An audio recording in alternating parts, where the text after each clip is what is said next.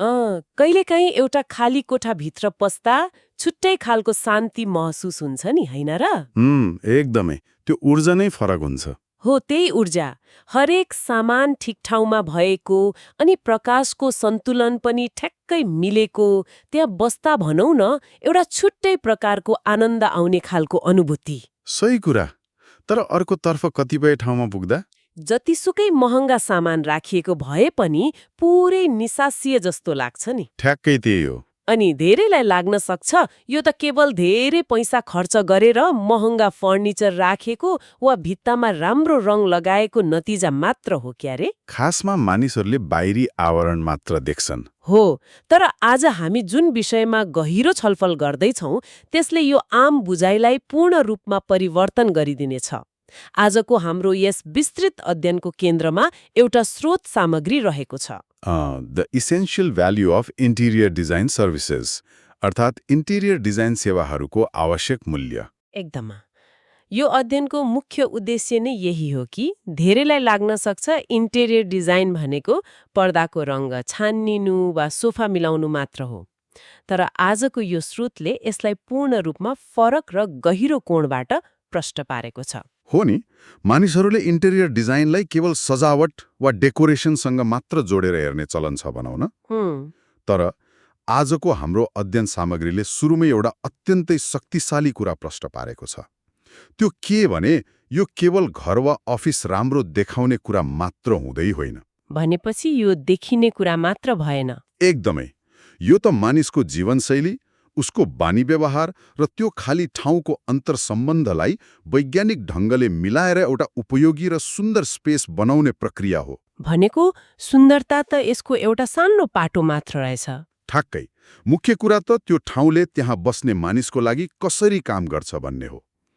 Design भनेको हेर्ने कुरा मात्र होइन, महसुस गर्ने र भोग्ने अनुभव हो। आहा, कति राम्रो कुरा। ल यसलाई अलिक खोतलेर हेरौँ। यो अध्ययनमा मुख्य रूपमा 6वटा कारणहरू दिएका छन्। पहिलो बुँदाबाटै सुरु गरौँ न। प्रोफेसनल प्लानिङ अर्थात् व्यावसायिक योजनाको कुरा गरिएको छ। यो स्पेस अप्टिमाइजेसनसँग जोडिएको कुरा हो। हो, एउटा सामान्य खाली ठाउँलाई कसरी स्मार्ट तरिकाले प्रयोग गर्न सकिन्छ भन्ने कुरा आउँछ, विशेष गरी आजकालका सहरहरूमा जहाँ ठाउँको एकदमै अभाव छ। सानो एपार्टमेन्ट वा अफिसलाई फराकिलो बनाउने चुनौती हुन्छ। एकदम। अनि एउटा व्यावसायिक योजनाले एउटा साँघुरो कोठाको परिभाषा नै बदल्न सक्छ भन्ने तथ्य आफैमा एउटा जादु जस्तै लाग्छ। यो आखिर कसरी सम्भव हुन्छ? यसलाई बुझ्नको लागि हामीले डिजाइनका 3वटा प्राविधिक तर अत्यन्तै महत्त्वपूर्ण स्तम्भहरूलाई केलाउनुपर्छ। पहिलो लेआउट अर्थात् रूपरेखा, दोस्रो प्रोपोर्सन अर्थात् अनुपात र तेस्रो फङ्क्सनालिटी अर्थात् उपयोगिता। ल सुरुमा लेआउटकै कुरा गरौँ न त। लेआउट भनेको कुनै पनि कोठाको अदृश्य नक्सा हो। मानिसहरू त्यो कोठामा कसरी हिँड्छन्, कसरी बस्छन् भन्ने कुराको विज्ञान हो यो। भनेपछि यो हिँडुल गर्ने बाटो जस्तै भयो। ठ्याक्कै। उदाहरणका लागि भान्सा कोठालाई लियौँ। खाना पकाउँदा फ्रिज, ग्यास चुलो र पानीको धाराबीचको दूरी सही छैन भने ओहो, त्यो त काम गर्न कति गाह्रो हुन्छ। एकदमै झन्झटिलो हुन्छ। गलत लेआउट भनेको सहरको ट्राफिक जाम जस्तै हो, जहाँ हरेक पाइलामा अवरोध हुन्छ। आहा, लेआउट भनेको कोठाको ट्राफिक नियम हो भन्दा फरक नपर्ला। सही भन्नुभयो। यदि ढोका खोल्ने बित्तिकै ठूलो दराजले बाटो छेक्छ भने जतिसुकै राम्रो दराज भए पनि त्यसले दिनहुँ झन्झट मात्र दिन्छ। हो, अनि त्यहीँनिर आउँछ त्यो दोस्रो कुरा, प्रोपोर्सन वा अनुपात। यो प्रोपोर्सन त झन् धेरैले गल्ती गर्ने ठाउँ जस्तो लाग्छ मलाई। ठ्याक्कै। अनुपात भनेको ठाउँ र त्यहाँ राखिने सामान बीचको सम्बन्ध हो। यसलाई यसरी बुझौँ न। यदि कसैले आफ्नो शरीरको आकारभन्दा धेरै ठूलो वा धेरै सानो लुगा लगायो भने कस्तो देखिन्छ? एकदमै नसुहाउने र अनौठो देखिन्छ नि। कोठाको हकमा पनि त्यही हो। एउटा सानो बैठक कोठामा बजारमा पाइने सबैभन्दा महँगो सोफा ल्याएर राखियो भने पसलको त्यो ठूलो सोरुममा त त्यो सोफा सामान्य नै देखिन्छ नि त। हो, सोरुमको हजारौं स्क्वायर फुटमा त्यो सानो लाग्छ। तर घरको सानो बैठक कोठामा ल्याएपछि त्यो कोठा झनै सानो, भिडभाडयुक्त र निसास्ने खालको बन्छ। हिँड्ने बाटो पनि हुँदैन होला। एकदम। सामान महँगो भएर मात्र हुँदैन, त्यो कोठाको आकारसँग त्यसको अनुपात मिल्नुपर्छ। सही अनुपातका फर्निचर प्रयोग गरियो भने त्यही सानो कोठाले सास फेर्न पाउँछ र फराकिलो महसुस हुन्छ। कति गहिरो कुरा। अनि त्यसपछि आउँछ फङ्क्सनालिटी अर्थात् उपयोगिता। कोठा हेर्दा राम्रो त भयो, तर त्यसले काम दिन्छ कि दिँदैन भन्ने कुरा हो नि। मैले कतिपय ठाउँमा देखेकी छु, भर्याङ मुनिको ठाउँ यत्तिकै खेर गइरहेको हुन्छ वा कबाडी सामान राख्ने ठाउँ बनेको हुन्छ। हो, इन्टिरियर डिजाइनरको आँखाले त्यस्ता डेड जोन वा खेर गएका ठाउँहरूलाई अवसरको रूपमा देख्छ। ए भनेपछि त्यहाँ पनि केही गर्न सकिन्छ। मज्जाले सकिन्छ।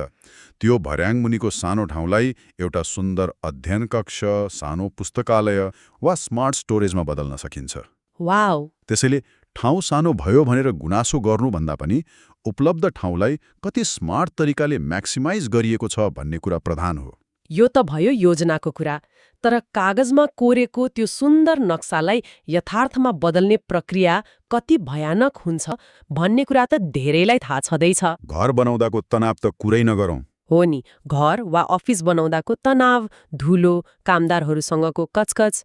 अध्ययन सामग्रीले यहाँनिर एउटा निकै चाखलाग्दो विषय उठाएको छ, स्ट्रेस रिडक्सन अर्थात् तनाव व्यवस्थापन। यो एकदमै महत्त्वपूर्ण बुदा हो। एउटा डिजाइनरले सजावट मात्र होइन, मानिसको मानसिक शान्ति पनि कसरी जोगाउँछ, कन्सेप्टदेखि एक्जिक्युसनसम्मको कुरा छ नि यसमा। निर्माण वा सजावटको काम हेर्दा टेलिभिजनका कार्यक्रमहरूमा जस्तो सजिलो र रमाइलो पक्कै हुँदैन। टिभीमा त एकैछिनमा घर तयार भएको देखाउँछ नि। व्यवहारमा यो अत्यन्तै जटिल हुन्छ। एउटा कोठा तयार हुँदा त्यहाँ एकै पटक धेरै कुराहरू भइरहेका हुन्छन्। बिजुलीको काम गर्ने मानिस, प्लम्बर, रङ लगाउने पेन्टर, फर्निचर बनाउने सिकर्मी। यी सबैको काम त एकअर्कासँग जोडिएको हुन्छ होला? पूर्ण रूपमा जोडिएको हुन्छ। यदि प्लम्बरले समयमा काम सकेन भने पेन्टरले काम सुरु गर्न सक्दैन। ओहो, अनि त्यहाँ विवाद सुरु हुन्छ?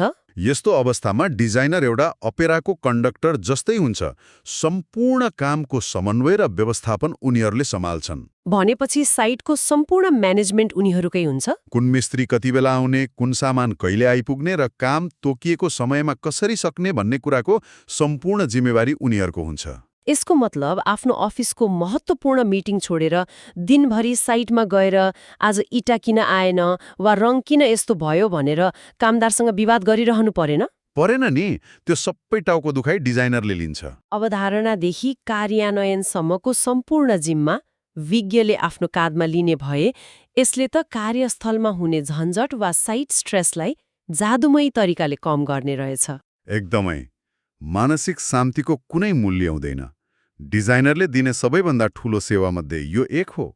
तर यहाँनिर म एउटा ठूलो प्रश्न उठाउन चाहन्छु, जुन सायद यो छलफल सुन्ने जो कोहीको मनमा पनि खेलिरहेको हुन सक्छ, त्यो हो बजेट। यो आर्थिक पक्ष एकदमै रोचक छ। आम बुझाइ के छ भने इन्टिरियर डिजाइनर राख्नु भनेको धनाढ्यहरूको मात्र काम हो। यो त एउटा विलासिता हो जसले खर्च मात्र बढाउँछ। धेरैले यही सोच्छन्। तर आजको हाम्रो अध्ययनले त ठिक उल्टो कुरा पो गरिरहेको छ। डिजाइनर राख्दा उल्टे पैसा बच्छ र यसले एक्सपेन्सिभ मिस्टेक्स अर्थात् महँगो गल्ती हुनबाट बचाउँछ भनिएको छ। हो, स्रोतमा स्पष्ट रूपमा यही भनिएको छ। सुन्दा अलि विरोधाभासपूर्ण लाग्ने यो अर्थशास्त्रलाई कसरी बुझ्ने? यो साँच्चै नै एउटा ठूलो र व्यापक भ्रम हो। डिजाइनरको शुल्कलाई खर्चको रूपमा मात्र हेर्नु एउटा अल्पदृष्टि हो। वास्तवमा यो एउटा लगानी हो जसले भविष्यमा हुने ठूला नोक्सानीबाट बचाउँछ। एउटा उदाहरण दिएर बुझाउनुस् न। मानव बजारमा गएर एउटा अत्यन्तै आकर्षक देखिने र महँगो भित्ताको रङ किनियो। पसलको उज्यालोमा त्यो निकै सुन्दर देखिएको थियो। अनि घरमा ल्याएर लगाउँदा? घरमा ल्याएर पुरै भित्तामा लगाइसकेपछि थाहा भयो कि त्यसले त कोठालाई पुरै अँध्यारो र सानो पो बनाइदियो। अब के गर्ने? कि त त्यो अँध्यारो कोठामा सहेर बस्नुपर्छ, कि त फेरि अर्को रङ किनेर दोब्बर मजुरी तिरेर नयाँ रङ लगाउनु पर्छ। हो, यो त परीक्षण र त्रुटि वा ट्रायल एन्ड एररको निकै महँगो कर तिरे जस्तो भयो। अनि अर्को कुरा, कहिलेकाहीँ पसलमा हेर्दा ठिक्क लाग्ने फर्निचर घरमा ल्याउँदा ढोकाबाटै नछिर्ने गल्ती पनि त हुन्छ नि। ठ्याक्कै। यस्तै गल्तीहरू नै महँगो गल्ती हुन्। डिजाइनरले यस्तो गल्ती हुनै दिँदैनन्। उनीहरूले पहिले नै थाहा पाउँछन् र उनीहरू काम सुरु गर्नु अगावै 3D रेन्डर वा प्राविधिक नक्सा मार्फत त्यो रङ, त्यो फर्निचर र त्यो प्रकाश कोठामा कस्तो देखिन्छ भनेर पहिले नै जाँच गरिसकेका हुन्छन्। भनेपछि सामान किन्नु अगाडि नै कोठा कस्तो देखिन्छ भनेर हेर्न मिल्ने भयो। एकदम। अर्को कुरा, कुन कुरामा धेरै लगानी गर्ने र कुन कुरामा कम खर्च गर्दा पनि काम चल्छ भन्ने कुराको सन्तुलन मिलाउनु नै सही बजेट व्यवस्थापन हो। सबै कुरा महँगो नै राख्नुपर्छ भन्ने छैन नि त। होइन नि, भुइँको टाइलमा अलि बढी खर्च गरेर भित्ताको कुनै एउटा भागमा सस्तो तर कलात्मक सजावट गरेर समग्र बजेटलाई नियन्त्रणमा राख्ने कला उनीहरूसँग हुन्छ। यसले त कुरा एकदमै छर्लङ्ग पार्यो। पैसा बचाउने अर्को एउटा महत्त्वपूर्ण पाको पनि यस अध्ययनमा जोडिएको छ, एक्सेस टु रिसोर्सेस, अर्थात् स्रोत साधनमा पहुँच। यो अर्को ठूलो फाइदा हो। हामी सामान्य मानिस बजारमा सामान किन्न जाँदा चिनेको एउटा वा दुईटा पसलमा जान्छौँ। त्यहाँ सामानको वास्तविक गुणस्तर के हो, त्यसको सही मूल्य कति हो भन्ने कुरा छुट्याउन निकै गाह्रो हुन्छ। बाहिरबाट हेर्दा सबै उस्तै देखिन्छ नि त। तर विज्ञहरूसँग त एउटा सिङ्गो नेटवर्क नै हुन्छ नि, होइन र? पक्कै पनि। डिजाइनरहरू निरन्तर यही क्षेत्रमा काम गरिरहेका हुन्छन्। उनीहरूसँग ट्रस्टेड भेन्डर्स, इमान्दार ठेकेदार र गुणस्तरीय सामग्रीको एउटा परीक्षण गरिएको सूची नै हुन्छ। उनीहरूलाई त कुन सामान कस्तो हो भनेर पहिले नै थाहा हुन्छ होला। अनुभवले सिकाएको हुन्छ कुन पसलको टाइल छिट्टै फुट्छ र कुन पसलको टाइल वर्षौं टिक्छ भन्ने कुरा उनीहरूलाई थाहा हुन्छ। सामान्य मानिस बजारमा जाँदा बाहिरबाट राम्रो देखिने तर कमसल सामान किनेर ठगिने सम्भावना उच्च हुन्छ। अनि मूल्यमा पनि फरक पर्छ होला नि। डिजाइनरको पहुँचले गर्दा उत्पादक वा थोक विक्रेताबाट सिधै सही मूल्यमा क्वालिटी मटेरियल्स प्राप्त गर्न सकिन्छ। यसरी सही सामग्री र भरपर्दो ठेकेदार मार्फत काम गराउँदा समय र पैसा दुवैको ठूलो चुहावट रोकिन्छ। यो त एउटा अदृश्य सुरक्षा कवच जस्तै रहेछ। र यही आर्थिक पक्षसँग प्रत्यक्ष जोडिएको अर्को महत्त्वपूर्ण कुरा पनि छ, सम्पत्तिको मूल्य वा प्रपर्टी भ्याल्यु बढाउने कुरा। एउटा राम्रोसँग डिजाइन गरिएको स्पेसले आर्थिक रूपमा कसरी प्रत्यक्ष फाइदा पुर्याउँछ? यसलाई हामीले आवासीय र व्यापारिक गरी दुईवटा कोणबाट हेर्नुपर्छ। सुरुमा घरकै कुरा गरौँ न। यदि त्यो एउटा बस्ने घर हो भने भविष्यमा त्यसलाई बेच्न वा भाडामा दिन पर्दा त्यसको बजार मूल्य सामान्य घरको भन्दा धेरै उच्च हुन्छ। मानिसहरू राम्रो घर देख्ने बित्तिकै आकर्षित हुन्छन् नि त। खाली र अस्तव्यस्त कोठाहरू भएको घरभन्दा प्रकाशको सही व्यवस्थापन भएको, फराकिलो देखिने र सुन्दर घरमा मानिसहरू स्वतः बढी मूल्य तिर्न तयार हुन्छन्। अनि कमर्सियल स्पेस जस्तै रेस्टुरेन्ट वा अफिसको हकमा त यो अझ बढी लागू होला, होइन र? एकदम। व्यापारिक ठाउँमा त डिजाइनको भूमिका व्यवसायको सफलतासँगै जोडिएको हुन्छ। मानौ दुईवटा रेस्टुरेन्ट छन्, दुवैको खानाको स्वाद उस्तै छ। उस्तै खाना भए पनि मानिसहरू कहाँ जान्छन् त? एउटा रेस्टुरेन्ट भित्र पस्ने बित्तिकै त्यहाँको प्रकाश, बस्ने सिटको व्यवस्थापन र रङ्गहरूले मनलाई शान्त र खुसी बनाउँछन् भने मानिसहरू बारम्बार त्यही जान रुचाउँछन्। त्यो वातावरणले उनीहरूलाई तान्छ। त्यहाँ खिचिएका तस्बिरहरू सामाजिक सञ्जालमा फैलिन्छन्। यसरी डिजाइनले अप्रत्यक्ष रूपमा व्यवसायको आम्दानी र ब्रान्डको मूल्य बढाउन मद्दत पुग्छ। त्यसैले व्यावसायिक ठाउँमा डिजाइन भनेको खर्च होइन, यो त नाफा कमाउने एउटा ठोस मसिन पो रहेछ। सही निष्कर्ष। अर्थशास्त्र र डिजाइनको यो सम्बन्ध साँच्चै नै आँखा खोल्ने खालको छ। ल, अब यो प्राविधिक र आर्थिक पाटोबाट अलिकति बाहिर निस्केर यसको सबैभन्दा सुन्दर र मानवीय पाटोमा प्रवेश गरौँ। रचनात्मक पाटो भन्नुभएको होला? हो, अध्ययनमा क्रिएटिभ र पर्सनलाइज्ड डिजाइन अर्थात् रचनात्मक र व्यक्तिगत स्पर्श भएको डिजाइनको कुरा गरिएको छ। यो ज्यादै महत्त्वपूर्ण कुरा हो। कोठाको लम्बाइ, चौडाइ र बजेट मात्र मिलेर पुग्दैन, त्यो ठाउँमा व्यक्तिको पर्सनालिटी र लाइफस्टाइल अर्थात् व्यक्तित्व र जीवनशैली झल्किनुपर्छ भनिएको छ। एउटा निर्जीव इँटा र सिमेन्टको भित्तमा मानिसको व्यक्तित्व कसरी भर्न सकिन्छ? यो नै डिजाइनको सबैभन्दा कलात्मक पक्ष हो। एउटै बिल्डिङमा रहेका एउटै आकारका दुईवटा अपार्टमेन्ट भित्रबाट पूर्ण रूपमा फरक अनुभव दिने खालका हुन सक्छन्। दुवैको नक्सा एउटै भए पनि? हो। मानौ एउटा अपार्टमेन्टमा बस्ने व्यक्ति प्रकृति प्रेमी छ। दिनभरिको कामबाट थाकेर आउँदा उसलाई एकदमै शान्त वातावरण चाहिन्छ। अनि त्यस्तोमा डिजाइनरले के गर्छन्? त्यस्तो अवस्थामा डिजाइनरले त्यहाँ प्राकृतिक प्रकाशलाई जोड दिन्छन्, हल्का र शान्त रङहरूको प्रयोग गर्छन् र काठ वा भित्री बिरुवाहरूको धेरै प्रयोग गरेर एउटा शान्त ओएसिस जस्तो वातावरण तयार गर्छन्। अनि अर्को अपार्टमेन्टमा बस्ने व्यक्ति एकदमै ऊर्जावान छ, सङ्गीत र कला मन पराउँछ र सप्ताहन्तमा साथीभाइहरूलाई बोलाएर रमाइलो गर्न रुचाउँछ भने नि त्यहाँको डिजाइन पूर्ण रूपमा फरक हुन्छ। त्यहाँ चम्किला र ऊर्जावान रङ्गहरू हुन सक्छन्। मानिसहरूलाई सजिलै गफगाफ गर्न मिल्ने खुला लेआउट हुन्छ। भनेपछि त्यहाँको माहौल नै पार्टी जस्तो हुने भयो। एकदम। भित्ताहरूमा आधुनिक कलाकृति वा सङ्गीतका साधनहरू सजाएर राखिएको हुन सक्छ। यसरी त्यो ठाउँले त्यहाँ बस्ने मानिसको कथा बोल्छ। यो कुनै इन्टरनेट वा पत्रिकाबाट जस्ताको तस्तै सारिएको कपी पेस्ट डिजाइन हुँदैन। हुँदैन। यो पूर्ण रूपमा पर्सनलाइज्ड अर्थात् व्यक्तिको आफ्नै आवश्यकता, रुचि र स्वभावमा आधारित अद्वितीय सिर्जना हुन्छ। कति गहिरो कुरा। यसै सन्दर्भमा अध्ययन सामग्रीले प्रयोग गरेको एउटा अत्यन्तै मार्मिक वाक्य मलाई याद आयो। केवल ट्रेन्ड होइन, टाइमलेस डिजाइन। यो वाक्यले त सिङ्गो डिजाइन दर्शनलाई समेटेको छ। यो सुन्दा जति सरल लाग्छ, यसको अर्थ त्यति नै विशाल छ। अहिलेको यो सामाजिक सञ्जालको जमानामा जहाँ हरेक दिन नयाँ नयाँ फ्यासन वा ट्रेन्डहरू भाइरल भइरहेका हुन्छन्, मानिसहरू त्यही क्षणिक चमक धमकको पछि दौडिरहेका हुन्छन्। ओ, सबैलाई टिकटक वा इन्स्टाग्राममा देखेको कुरा चाहिने भएको छ। यस्तो अवस्थामा छिट्टै पुरानो हुने फ्यासनभन्दा सधैँ सान्दर्भिक रहने टाइमलेस डिजाइन किन यति धेरै महत्त्वपूर्ण छ? यो विषय सायद समग्र डिजाइन दर्शनको सबैभन्दा महत्त्वपूर्ण पक्ष हो। ट्रेन्ड अर्थात् फ्यासन भनेको समुद्रको छाल जस्तै हो। एकछिन आउँछ, निकै ठूलो होहल्ला गर्छ र जान्छ। जस्तै कुनै रङ अचानक एकदमै लोकप्रिय हुन्छ नि। मानौ आज सामाजिक सञ्जालमा नियोन रङको भित्ता र अनौठो आकारको फर्निचर अत्यन्तै लोकप्रिय छ। धेरैले लहैलहैमा त्यही गर्छन्, तर 1 वा 2 वर्षपछि त्यो ट्रेन्ड पुरानो हुन्छ। अनि त्यो कोठा हेर्दा आँखालाई बिजाउन थाल्छ होला। एकदमै बिजाउँछ।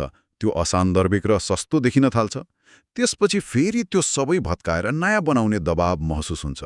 यो न त आर्थिक रूपमा दिगो छ, न त वातावरणीय रूपमा। अनि टाइमलेस डिजाइन अर्थात् कालजयी डिजाइनले चाहिँ यो चक्रलाई कसरी तोड्छ त? टाइमलेस डिजाइन भनेको त्यस्तो कला हो जसले समयको परीक्षा पार गर्छ। यो कुनै क्षणिक फ्यासनमा आधारित हुँदैन। यो सन्तुलन, गुणस्तर र व्यक्तिको वास्तविक आवश्यकतामा आधारित हुन्छ। एउटा राम्रोसँग सिलाइएको क्लासिक सूट वा साडी जस्तै, जुन 10 वर्ष अगाडि पनि उत्तिकै सुहाउँथ्यो र 10 वर्षपछि पनि उत्तिकै सुन्दर देखिन्छ। अत्यन्तै सुन्दर उपमा दिनुभयो। कालजयी डिजाइनमा प्रयोग हुने रङहरू, फर्निचरको आकार र सामग्रीहरू यस्ता हुन्छन् जसले आँखालाई कहिल्यै थकाउँदैनन्। भनेपछि वर्षौंपछि पनि त्यो पुरानो लाग्दैन? लाग्दैन। आजभन्दा 20 वर्षपछि हेर्दा पनि त्यो ठाउँ उत्तिकै ताजा, शान्त र सुन्दर देखिन्छ। एउटा साँचो डिजाइनरको मुख्य चुनौती र कला नै यही हो, क्षणिक इन्स्टाग्राम एस्थेटिकको पासोबाट बचाएर सधैँ आनन्द दिने दिगो वातावरण सिर्जना गर्नु। यसको अर्थ सही र दिगो डिजाइनले बारम्बार परिवर्तन गरिरहनु पर्ने झन्झट, अनावश्यक खर्च र मानसिक थकानबाट पनि पूर्ण रूपमा मुक्त गराउने रहेछ। पूर्ण रूपमा मुक्त गराउँछ। आजको यस गहिरो छलफलको अब हामी निष्कर्षतर्फ आइपुगेका छौं। यी सबै बुदाहरू, स्पेसको अधिकतम प्रयोग, तनाव व्यवस्थापन, बजेट र स्रोत साधनको सही परिचालन, सम्पत्तिको मूल्य वृद्धि, व्यक्तिगत स्पर्श र कालजयी सोच, यी सबै एक आपसमा जोडिएका छन्। यी सबैलाई एकै ठाउँमा राखेर हेर्दा इन्टेरियर डिजाइनको वास्तविक तस्विर प्रष्ट हुन्छ। एउटा अस्पष्ट चाहना वा मनमा रहेको सपनालाई प्राविधिक ज्ञान, व्यवस्थापन कौशल र रचनात्मकताको मिश्रणबाट यथार्थमा बदल्ने काम नै इन्टेरियर डिजाइनरको मुख्य मूल्य रहेछ। एकदम सही विश्लेषण। कल्पना सबैसँग हुन्छ। आफ्नो बस्ने वा काम गर्ने ठाउँ कस्तो होस् भन्ने एउटा चित्र हरेक मानिसले मनमा बनाएको हुन्छ। तर त्यो आफै बनाउन खोज्दा गल्ती हुने सम्भावना धेरै हुन्छ। हो नि, त्यो कल्पनालाई बिना कुनै महँगो गल्ती, बिना कुनै अत्यधिक मानसिक तनाव र तोकिएको बजेटभित्र रहेर एउटा सुन्दर वास्तविकतामा परिणत गर्नु सामान्य कुरा होइन। प्रोफेसनल वा व्यावसायिक तरिका भन्नाले त्यहाँ प्रयोग हुने विज्ञान, अर्थशास्त्र र कलाको त्यो अभूतपूर्व सन्तुलनलाई बुझाउँछ जुन एउटा विज्ञको हातबाट मात्र सम्भव हुन्छ।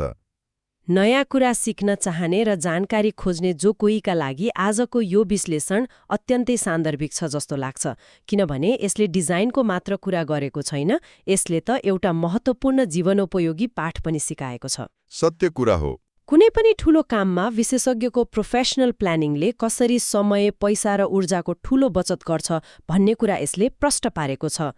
सही योजना बिना लहरमा गरिएको कामले पछि गएर कति धेरै तनाव र अनावश्यक खर्च बढाउँछ भन्ने कुरा हामीले घर बनाउँदा मात्र होइन, जीवनका अन्य कुनै पनि ठूला परियोजना वा निर्णयहरूमा लागू गरेर हेर्न सक्छौं। यो सम्पूर्ण विश्लेषणलाई हेर्दै गर्दा र तपाईँले भर्खरै जोड्नु भएको जीवनोपयोगी पाठको सन्दर्भमा एउटा अत्यन्तै महत्त्वपूर्ण र सोचमग्न बनाउने प्रश्न उब्जिन्छ। त्यो के होला? यदि एउटा विज्ञले सही योजना, स्रोत साधनको परिचालन र टाइमलेस सोच राखेर एउटा अस्तव्यस्त खाली ठाउँलाई सुन्दर, उपयोगी र शान्त वास्तविकतामा बदल्न सक्छ र महँगा गल्तीहरू रोक्न सक्छ भने के हामीले हाम्रो आफ्नै जीवन वा कामको अन्य अस्तव्यस्त क्षेत्रहरूलाई व्यवस्थित गर्न पनि यही डिजाइनर माइन्डसेट लागू गर्न सक्दैनौँ र? अत्यन्तै गहिरो कुरा। भौतिक स्पेसको मात्र नभई कि हामी आफ्नो अमूल्य समय, आफ्नो ऊर्जा र आफ्नो दिनचर्याको पनि इन्टिरियर डिजाइन गर्न सक्छौँ? यसरी सोच्ने हो भने सायद हामीले आफ्नो जीवनलाई पनि धेरै उपयोगी र टाइमलेस बनाउन सक्छौँ होला।